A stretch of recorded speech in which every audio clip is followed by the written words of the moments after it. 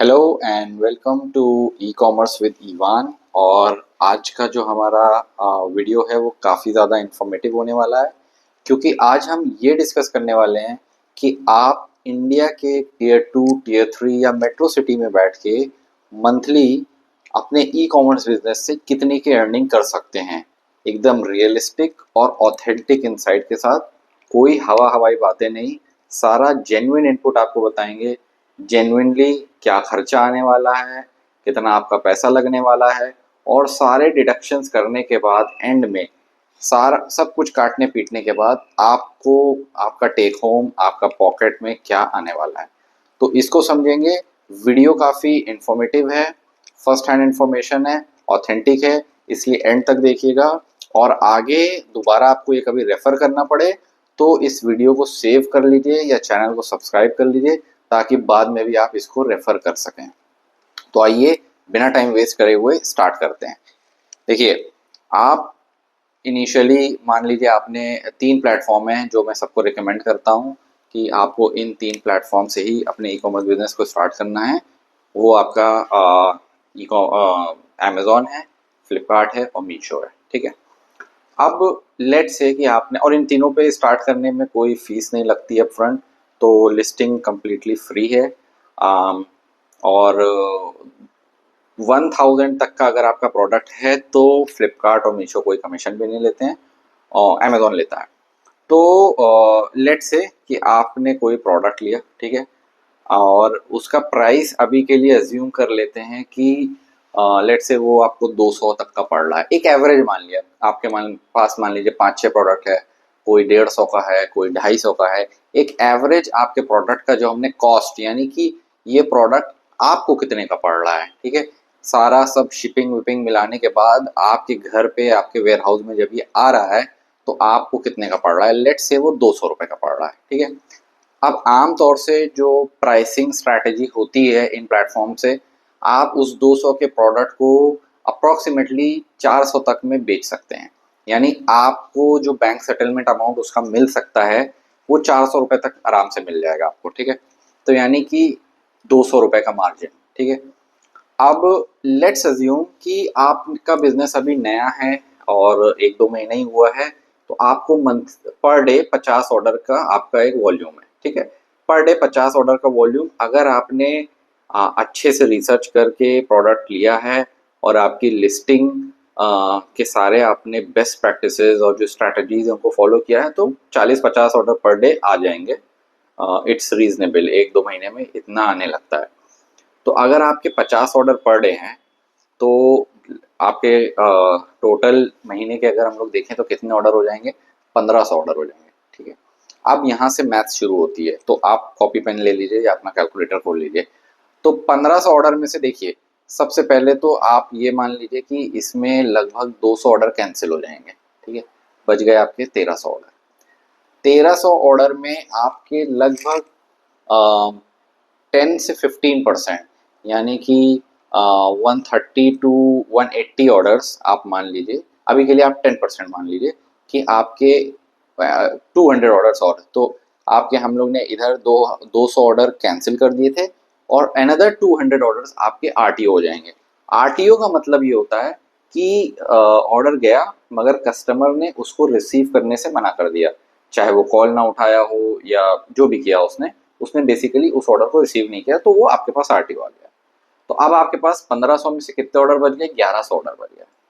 अब इन 1100 ऑर्डर में से जो जो मतलब मार्केट रेट है, मैं उसके हिसाब से आपको बता रहा हूँ, अप्रॉक्सीमेटली 70% आपके डिलीवर हो जाएंगे। तो यानी 730-740 ऑर्डर आपके डिलीवर हो जाएंगे, और ये जो बचे हुए 30% ऑर्डर हैं, यानी 340, 350, 360 ऑर्डर, ये आपके रिटर्न होते हैं, ठीक है। मतलब कस्टमर ने लिया और उसको उसमें कुछ अच्छा नहीं लगा, कुछ भी क्वालिटी से सेटिस्फैक्ट्री नहीं लगा या चेंज ऑफ माइंड हो गया, तो उसने रिटर्न कर दिया। तो अब आपके सामने ये एक मैथ्स बन गई है कि 1500 ऑर्डर आए थे, इसमें से अप्रॉक्सीमेटली 750 आपके डिलीवर हो गए, 350 आपके रिटर्न हो गए, और बाकी कैंसिल या आरटीओ हो गए। देखिए, कैंसिल और आरटीओ हो गए उससे हमें कोई लेना देना नहीं है। क्यों? क्योंकि उसमें ना आपके पास कुछ आएगा ना आपके पास से कुछ जाएगा। वो प्रोडक्ट आपका गया है, वो कुछ दिन में घूम फिर के आपके पास वापस आ जाएगा, तो नथिंग, नो कुछ आपकी। तो अगर आप ये 350 इंटू 150 करते हैं तो आपका लगभग 52,000 का रिटर्न का चार्ज आ जाएगा जो आपको पे करना है। तो जो आपकी टोटल प्रॉफिट आया था, ग्रॉस प्रॉफिट आया था 750 डिलीवर ऑर्डर इंटू 200 प्रॉफिट जोड़ के जो आपका लगभग 1.5 लाख रुपए आ रहा है, उसमें से ये 52,000 रुपए आपको चार्ज करेगा, ये सारे प्लेटफॉर्म चार्ज करेंगे। और आपका जो ग्रॉस प्रॉफिट में से जब ये आप माइनस कर देंगे तो आपके पास बच कितना जाएगा, लगभग 1 लाख रुपए, 99,000 या 98,000, राउंड ऑफ के लिए हमने ईज ऑफ कैलकुलेशन के लिए 1 लाख रुपए पकड़ लेते हैं, ठीक है।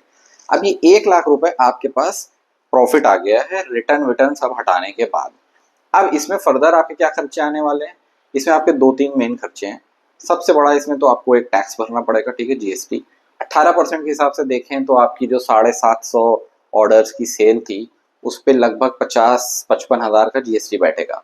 लेकिन क्योंकि आपने इनपुट जीएसटी भी भरा होगा प्रोडक्ट लेते हुए टाइम, तो आपको 30-30 हज़ार रुपए जो है वो जीएसटी में देना पड़ेगा, ठीक है। तो 30,000 अगर जीएसटी हटा देते हैं तो आपके पास बचता है 70,000 रुपए। अब ये 70,000 रुपए में आपके कुछ मिसलिनियस खर्चे होंगे, जैसे कि आपने अगर कोई जगह रेंट पे ले रखी होगी तो 6-7-8-10 हज़ार रुपए तक रेंट जा सकता है। उसके बाद आपने अगर हो सकता है 50 ऑर्डर करने के लिए आपने एक स्टाफ भी रखा हो तो उसकी 8-10 हज़ार रुपए की सैलरी। तो इस तरह के मिसलिनियस एक्सपेंस हो सकते हैं। और भी कुछ हो सकता है कि आपने सीए रखा हो जीएसटी फाइल वाइल कराने के लिए, एक्सेट्रा एक्सेट्रा, और बिजली का बिल आ सकता है। तो ये सारी मिसलिनियस खर्चे आप 20,000 के मान लीजिए। तो अब आपके पास कितना बच गया, जीएसटी का आपने 30,000 हटा दिया। अगर आपका टैक्स स्लैब थोड़ा कम है, मान लीजिए आप किसी ऐसे कैटेगरी में ऑपरेट करते हैं जहाँ पे टैक्स स्लैब थोड़ा कम आता है तो आपका थोड़ा कम भी हो सकता है, बट एक मैंने एवरेज मान लिया है। तो जीएसटी हटाने के बाद और आपके मिसलिनियस खर्चे हटाने के बाद वो जो आपका प्रॉफिट था उसमें से 50,000 रुपये अब आपके पास नेट बच जाएंगे। तो ये मोटी मोटी मैथ्स होती है।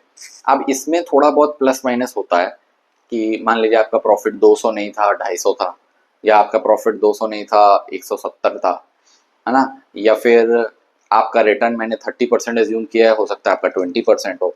थोड़ा बहुत आप इससे ये 50,000 से हो सकता है आपकी अर्निंग इस इन सारे कैलकुलेशन करने के बाद 70,000 पहुंच जाए, हो सकता है आपकी 40,000 हो जाए।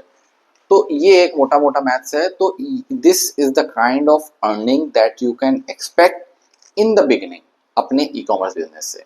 फिर आप कितना स्केल करते हो, आप डेली के 50 ऑर्डर से 100 ऑर्डर पे चले जाते हो, डबल हो जाएगी। 200 ऑर्डर पे चले जाते हो, 4 टाइम्स हो जाएगी। तो फिर वो आपका फिर स्केल का गेम आ जाता है। और अगर इसमें अब लास्ट एक पॉइंट ये है कि कैपिटल इन्वेस्टमेंट कितना लगेगा। देखो भाई, अगर आपने हमने अज्यूम किया था कि आप महीने के 1,500 ऑर्डर कर रहे हो, ठीक है, और आपके प्रोडक्ट का जो कॉस्ट आया था वो आया था 200 रुपये का। तो 1,500 प्रोडक्ट बेचने के लिए आपको कम से कम अपने पास स्टॉक में 2,000 प्रोडक्ट रखने पड़ेंगे। और 2,000 प्रोडक्ट की अगर आपकी कॉस्टिंग 200 रुपये है तो आपके 2,000 प्रोडक्ट का टोटल आपका जो कैपिटल इन्वेस्टमेंट हो गया वो कितना हो गया, लगभग 4 लाख रुपए।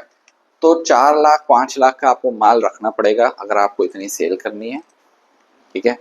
अब इससे आप डीमोटिवेट मत होइएगा कि 4-5 लाख नहीं है तो मैं सेल ही नहीं कर सकता। अगर आपके पास 1 लाख भी है, 50,000 भी है, तो आप कम से स्टार्ट कर सकते हो। और जो आपका प्रॉफिट हो रहा था वो 50,000 ना हो करके थोड़ा कम हो जाएगा, 15,000 हो जाएगा, 10,000 हो जाएगा, 16,000 हो जाएगा, 20,000 हो जाएगा।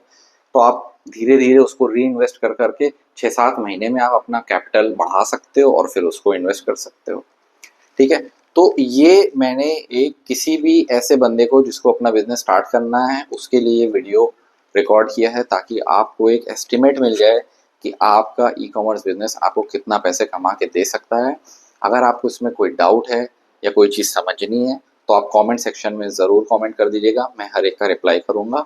और हाँ, अगर आप ये सोच रहे हैं कि 50 ऑर्डर पर डे मैं लाऊंगा कैसे, तो उसके लिए आप किसी भी एक अच्छी एजेंसी को जो ई कॉमर्स पे काम करती हो उसको हायर कर सकते हैं, क्योंकि वो लोग सारे इनसाइट्स जानते हैं कि आपको सेल कैसे ला कर के देनी है, ठीक है। वो महीने का कुछ आपसे 10,000 रुपये टाइप की उनकी फीस होती है, वो चार्ज करेंगे। पर अगर वो आपको 10,000 रुपये लेके 50-60 हज़ार का बिजनेस प्रॉफिट कमा के देने वाले हैं। तो मुझे लगता है अगर आपके पास पैसा है तो ये इन्वेस्टमेंट बुरा नहीं है, आप लोग इसे कर सकते हैं। मार्केट में बहुत से लोग कर रहे हैं और इसकी वजह से अच्छी उनकी अर्निंग हो रही है। Thank you and see you in the next video. Next video आप किस पे बनवाना चाहते हो? अगर कोई टॉपिक है जो आपको परेशान कर रहा है तो कमेंट सेक्शन जरूर बताओ। सब्सक्राइब करना मत भूलना।